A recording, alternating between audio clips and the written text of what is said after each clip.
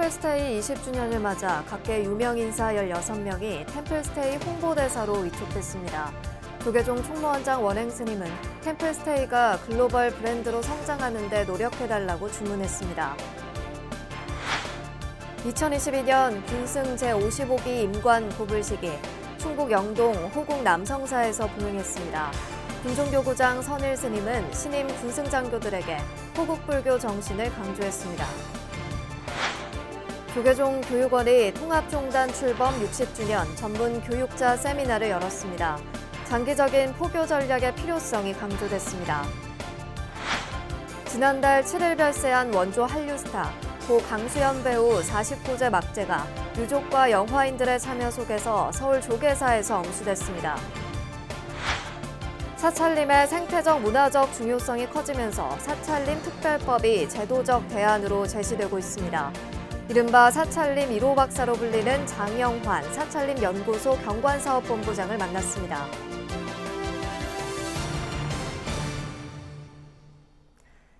여러분 안녕하십니까? 6월 25일 토요일 BBS 뉴스입니다. 한국을 대표하는 문화체험 콘텐츠로 각광받고 있는 템플스테이 20주년을 맞아 정치, 경제, 사회, 문학의 유명인사 16명이 템플스테이 홍보대사로 위촉됐습니다. 조계종 총무원장 원행 스님은 템플스테이가 글로벌 브랜드로 성장할 수 있게 노력해달라고 주문했습니다. 정영석 기자가 전합니다. 호랑나비의 국민가수 김은국, 원조 청춘스타 배우 정찬, 스노우보드 국가대표 이상호, 유명 연예인, 스포츠스타 불자들이 한국불교 역사문화기념관에 등장했습니다. 템플스테이 20주년 홍보대사 위촉식, 정찬 씨는 만자 목걸이를 걸고 참석해 눈길을 끌었습니다.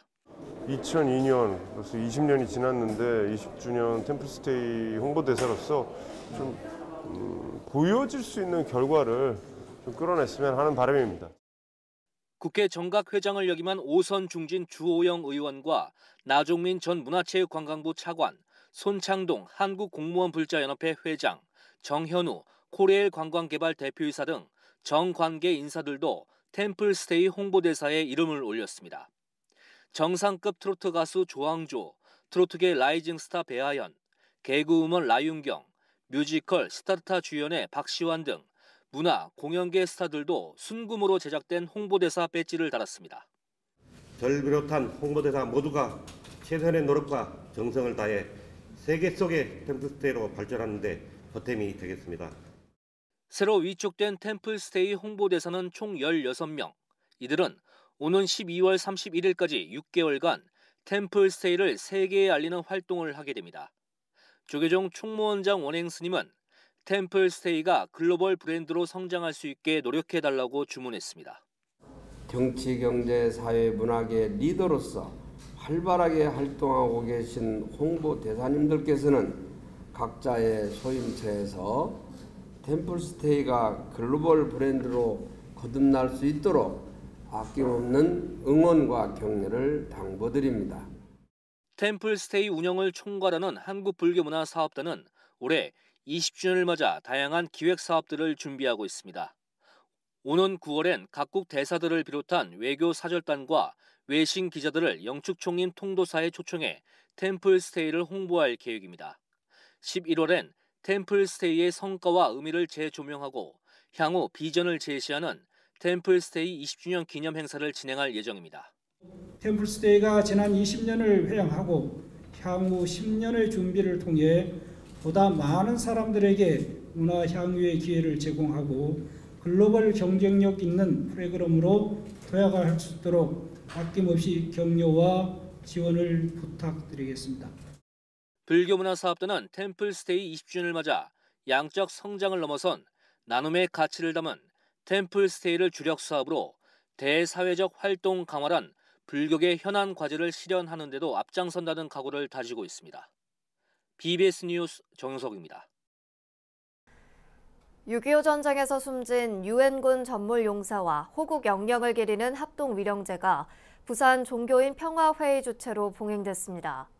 어제 부산 유엔공원 추모관에서 열린 합동위령제에는 불교를 비롯해 기독교, 성공회, 원불교, 유교, 천도교, 천주교 등 7개 종단 대표와 신도들이 참석해 한국전쟁 당시 유엔군으로 참전했다 희생된 전몰 용사와 호국 영령들의 명복을 빌었습니다. 조계종 군종교구는 어제 충북 영동 육군 종합행정학교 호국 남성사에서 2022년 군승 제55기 임관 고불식을 봉행했습니다. 이 자리에서 신임 군승법사 7명은 군승으로서의 전법의 길을 걷게 됐음을 부처님 전에 고하며 수행자로서 장병들 곁에서 정토의 연꽃을 피우기를 발언했습니다. 보살 정신으로 여러분들이 무장을 하여 자리타, 자비실천 사장으로 전쟁 퇴사나 또 졸방 각지에서 장군들을 위해서 평안과 건강을 위해 기도하는 군승법사로서 군복무에 열심히 임하기를 바랍니다. 고불식에 앞서서는 제80기 군종사관 임관식이 코로나19 사회적 거리두기 해제에 따라 3년 만에 가족, 친지 등 외부인을 초청한 가운데 진행됐습니다. 조계종 교육원이 통합종단 출범 60주년을 기념하는 전문 교육자 세미나를 열어 포교, 교육, 의례 등 종단 각 분야 과제를 살펴봤습니다. 장기적인 포교 전략 수립의 필요성이 강조됐고 승가교육의 4차 산업혁명을 반영하는 등의 구체적 방안도 제시됐습니다. 보도에 박준상 기자입니다. 1700년 역사의 한국 불교가 일제의 잔재를 청산하고 전통을 재건하는 정화 불사를 일으켜 통합 종단으로 출범한 지 60주년을 맞는 올해 조계종 교육원은 승가 교육과 학술 연구를 담당하는 전문 연구자 교육아사리 세미나를 열고 종단의 지난 60년간 발자취와 향후 발전 방안을 논의했습니다. 이제는 60주년을 맞은 통합종단의 역사적 의미를 되새겨 그 궤적을 성찰함으로써 변화를 모색하고 우리 종단과 한국 불교의 미래를 준비해야 할 시점입니다. 포교와 승가교육, 역경 등 한국 불교 발전을 위해 통합종단이 그려온 큰 그림 속에서 가장 강조된 것은 바로 포교 역량 강화. 교육아사리 회장 금강스님은 포교는 60명의 제자들에게 법을 전하라고 했던 부처님의 첫 번째 당부였다면서 1대부터 7대 포교원까지의 종책을 평가했습니다. 특히 금강스님은 장기적 관점의 포교 전략이 필요하다고 강조했습니다. 1995년과 2005년 두 차례 포교 전략이 발표된 이후 멈췄는데 빠르게 변화하는 시대를 반영한 장기적인 전략 수립으로 청사진을 그려야 한다는 겁니다. 사회 변화에 대한 고민과 전망을 반영하는 포교 전략을 수립하고 이 전략 추진을 위한 정책 수립과 집행이 필요하다. 현재 2005년 이후 이러한 노력이 보이지 않고 있다. 아울러 기후변화와 팬데믹 등 현대 문명의 이기로 인한 위기 상황에서 지속 가능성의 근거지로서의 사찰의 공적 역할을 강화해야 한다고 밝혔습니다. 통합종단 출범 당시 포교, 역경과 함께 3대 목표 중 하나였던 승가교육 분야 60년사도 다뤄졌습니다. 지방승가대학인 강원, 전문교육기관 항림, 선원 등 전통교육기관과 더불어 승가대, 동국대, 연수원 등 현대적 시스템을 갖추면서 체계화를 이뤘다는 평가가 나왔습니다. 다만 전통을 아우르면서도 현대 기술 문명의 발달 등 새로운 경향성을 반영된 승가교육을 준비해야 할 시점이라는 과제도 다뤄졌습니다. 시대와 조화를 이루고 더 나아가 사회 역사를 전도할 수 있는 21세기 AI 4차 산업시대의 현실에 맞는 승가교육을 실시해야 될 것 같습니다. 이 밖에도 세미나에선 현대의 역경불사는 불교 콘텐츠의 생산이라며 MZ세대가 손쉽게 접할 수 있는 불교 콘텐츠 개발을 위한 지원과 관심이 필요하다는 목소리도 나왔습니다. 통합종단 출범 60주년, 포교 역량 강화는 한국 불교의 미래를 좌우할 도전 과제가 되고 있습니다. BBS 뉴스 박준상입니다. 지난달 7일 별세한 원조 한류스타 고 강수연 배우의 49제 막제가 어제 서울 조계사에서 엄수됐습니다. 조계사 대웅전에서 진행된 막제는 유족들과 함께 김동호 강릉국제영화제 이사장, 배우 박중훈, 예지원 씨 등 영화인들이 대거 참석한 가운데 영가를 도량으로 맞이하는 실영과 대령의식, 관욕, 상단, 불공 등으로 진행됐습니다. 무주 백년사 주지 평상스님은 영가 법문으로 극락왕생을 발언하면서 나인 줄로 알고 살아왔던 것들이 사실은 진정한 내가 아니었으며 강수현 영가는 지난 시간 부처님 법문을 통해 이를 깨달았을 것이라며 고인을 추모했습니다. 강수현 씨는 지난 1987년 영화 시바지로 한국 여배우 최초로 베니스 영화제 여우주연상을 받았고 1989년에는 영화 아제아제 바라아제를 통해 모스크바 영화제 여우주연상을 받았습니다. 천태종 총무원장 무원스님이 박보균 문화체육관광부 장관에게 협치를 통한 종교 간 화합과 원만한 국정 운영에 노력해달라고 당부했습니다. 무원스님은 어제 서울 관문사에서 박보균 문화체육관광부 장관의 예방을 받은 자리에서 협치를 강조하며 이같이 밝혔습니다. 이에 대해 박보균 문체부 장관은 총무원장 스님이 강조한 포용과 상생, 협치, 다문화는 우리 시대에 가장 필요한 가르침이라고 화답했습니다. 환담에는 천태종 총무부장 갈수 스님과 교육부장 성혜 스님, 관문사 주지 경혜 스님, 김대현 문화체육관광부 종무실장, 이상효 종무관 등이 배석했습니다. 박 장관 일행은 환담 전 관문사 7층 대불보전과 4층 옥불보전을 참배했으며 환담 후에는 총무원장 무원스님과 함께 법화 대보탑 일원을 둘러봤습니다. 조계종 사회복지재단과 불교상담개발원이 코로나19로 힘든 시간을 보내온 사회복지사들의 스트레스 완화를 위해 손을 맞잡았습니다. 사회복지재단 대표이사 보인스님과 불교상담개발원장 선업스님은 어제 전법회관 6층에서 코로나19로 지친 복지 분야 공공서비스직 종사자들을 위한 마음치유 프로그램 제공 등을 내용으로 하는 마음돌봄치유 늘봄 사업 업무 협약을 체결했습니다. 불교계를 대표하는 지상파 공익미디어 BBS 불교방송이 불교의 5대 명절 백중을 맞아 자비명상 이사장 마가스님의 특별법문과 함께 불기 2566년 백중 특별기도 정진에 나섰습니다. BBS 불교방송은 어제부터 BBS TV와 라디오를 통해 백중 특별기도 정진을 시작해 백중 우란분절인 8월 12일까지 49일간 시청취자들, BBS 후원조직 만공의 회원들과 함께 특별 기도법회를 진행하고 먼저 떠난 조상 영가 등의 극락왕생을 발언합니다. 자비명상 이사장이자 안성 구람사 회주 마가스님은 백중 기도법회 법사를 맡아 입제 법문에 이어 회양 법문도 설합니다. 마가스님의 백중 입제 법문은 BBS TV를 통해 어제 오후 1시 30분에 첫 방송된 데 이어 내일 오후 3시와 27일 오전 11시 30분에도 방송되며 BBS 라디오는 어제 오전 11시에 방송됐습니다.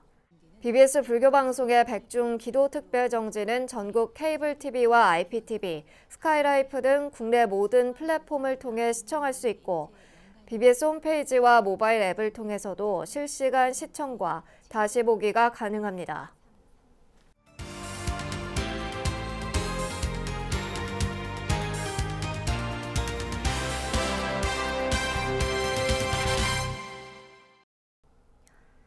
지구온난화와 심신의 치유가 사회적 화두로 떠오르면서 최고의 생태 문화 공간인 사찰림의 보존과 활용이 한층 주목받고 있는데요.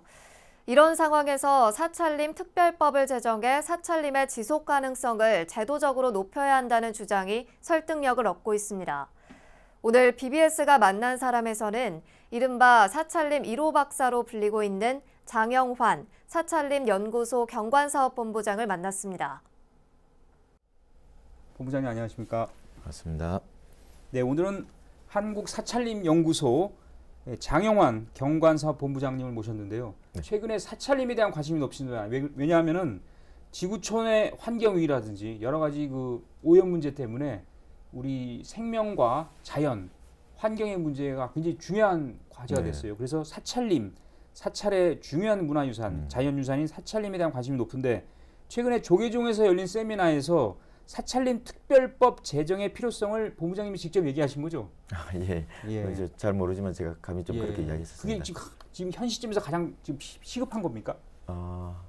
제가 그 공부를 하면서 예를 들어 이제 뭐 월정사, 네. 월정사 사찰림을 가지고서 이렇게 봤는데 공부를 하면서 월정사에 관련된 법률이 무려 13개나 관련된 법률이 있고 그 월정사 사찰림은 우리나라에 막 8,000개 정도의 축구장 면적을 갖고 있는데 거기에 24개 뭐 야생동물 보호구역, 문화재 보호구역 이러면서 엄청나게 규제가 아니면 보호 차원일 수도 있겠지만은 그런 게 관련돼 있더라고요. 예. 그래서 결론적으로 보면은 우리나라 25개 교구 본사에 대해서 다 조사를 해봤는데 전체적으로 34개 법률, 그 다음에 79개 지역지구 이렇게 돼 있다 보니까 와 이거는 어떻게 해결할 부분이 없겠더라고요. 법은 잘 모르지만 네. 그래서 제가 감히 그렇게 사찰림 특별법이라는 부분을 제시를 좀 했습니다. 예. 그렇다면은 국회에서 이걸 만들어야 되죠, 법을? 아무래도 제가 봤을 때는 우리 뭐 종교를 떠나서 생태문화적 가치를 가지고 있는 우리 사찰림에 대해서는 뭐 국회 특히 뭐 정각회도 있고 하니까 그렇게 많은 국회의원님들께서 관심을 갖고 이렇게 사찰림 특별법이라는 것을 좀 관심을 가져서 국민들에게 공익적인 국민들에게 보존 활용이라는 부분을 좀 안겨줘야 되지 않을까 그런 생각 좀 갖고 있습니다. 사찰림 특별법의 주요 그 내용, 꼭 담겨야 할 내용이 있다면 어떤 게 있습니까? 제가 봤을 때는 사찰림 특별법, 뭐 특별법이라는 부분도 좀 과할 수도 있겠지만 하지만 사찰림이 가지는 그 역사적 가치, 종교적 가치, 문화적 가치, 관광적 가치, 교육적 가치, 생태적 가치 그런 가치가 담겨져 있어야 된다고 그렇게 생각되고요. 그런 가치가 결론적으로 봤을 때는 우리나라의 국가적인 브랜드도 될 수 있지 않을까 그런 생각을 좀 갖고 있습니다. 사찰이 소유하고 있는 숲, 사찰림을 제대로 보존하고 잘 보존 유지하고 활용하기 위해서 그 이런 여러 가지 법률로 이걸 규정해야 된다 그런 말씀이신데. 네, 그렇습니다. 그럼 그 동안에 이런 사찰림의 보존과 활용에 있어서의 어떤 제도적인 무슨 규정이라든지 이런 것들이 좀 충분치 않았습니까?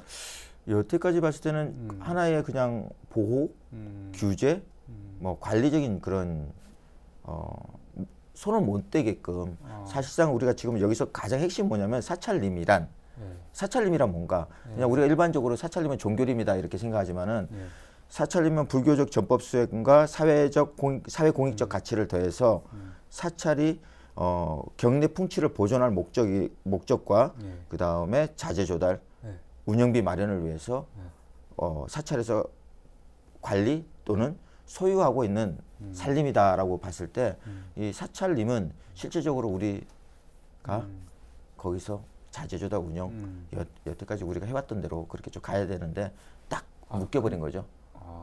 묶여버렸다는 얘기는 그 예를 들어 얼마 전에 화계사 주지스님 뵀는데 화계사 주지스님은 경내에 있는 은행나무 열매를 땄는데 그 누가 사진을 찍어가지고 벌금을 5만 원 내셨다고 그러더라고요. 그리고 또 뭐 월정사의 그 큰 스님은 톱에 사찰을 지키기 위해서 사찰림 지키기 위해서 예전에 이렇게 톱에 베인 적도 있다. 자, 우리 본부장님께서 우리나라 사찰림 박사 1호라고 제가 들었는데요. 사찰림을 연구해서 그걸로 학위 논문을 받아서 박사가 됐다 그 얘기잖아요. 처음으로 제가 받게 됐습니다. 처음입니까? 그 전에 왜 안 했는지도 궁금하지만 다른 분들이 왜 안 했는지 궁금합니다만은 주로 어떤 부분을 연구해서 이렇게 학위 받으셨습니까? 그러니까 사찰림이란 무엇인가? 생태계 문화 서비스적인 거랬거든요. 인간에게 사찰림이 인간에게 어떤 혜택을 주는가? 예를 들어 뭐 종교적 깨달음과 뭐 수양의 그런 공간도 주지만은 실질적으로 부처님의 가르침을 구현하는 장소잖아요. 그러니까 구민구율의 그런 장소이고 종교적 깨달음과 그런 사람들을 함께 이렇게 갈 수 있는 뭐 여러 가지 공간을 공간을 만드는데 실질적으로 사찰림이란 많은 혜택을 인간에게 많이 준다. 어떠한 혜택을 주는가? 그거에 대해서 좀 공부를 좀 했었습니다. 그렇군요. 자, 그렇다면은 뭐 박사이시긴 합니다만은 앞으로도 계속 공부할 네. 분야가 많은 거죠? 네네. 어떤 걸 더 연구하실 생각이십니까? 지금 공부를 하고 있는 중에 하나가 뭐냐면 사찰림 생태계 문화 서비스.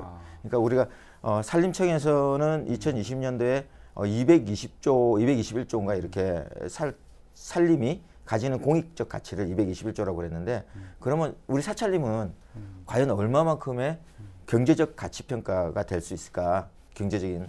그래서 지금 소위 말하는 우리가 해인사 같은 경우는 전체적인 면적이 가야산 국립공원의 40% 정도 조금 넘는데 실질적으로 보면 등산로는 가야산 국립공원에서 8% 89% 정도 차지하고 있습니다.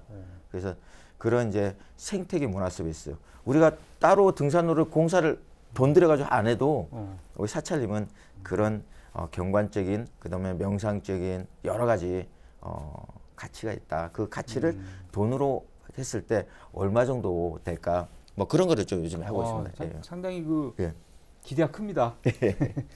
자, 국내 유일의 사찰숲 연구기관이 바로 사단법인 한국사찰림연구소입니다. 예, 그렇습니다. 그 연구소의 경관사 본부장 그리고 사무차장을 지금 맡고 계신데, 예. 자, 어떤 단체인지 또 경관사업본부에서는 어떤 일을 하고 있는지 앞으로의 계획은 어떤 건지 소개해 주시죠.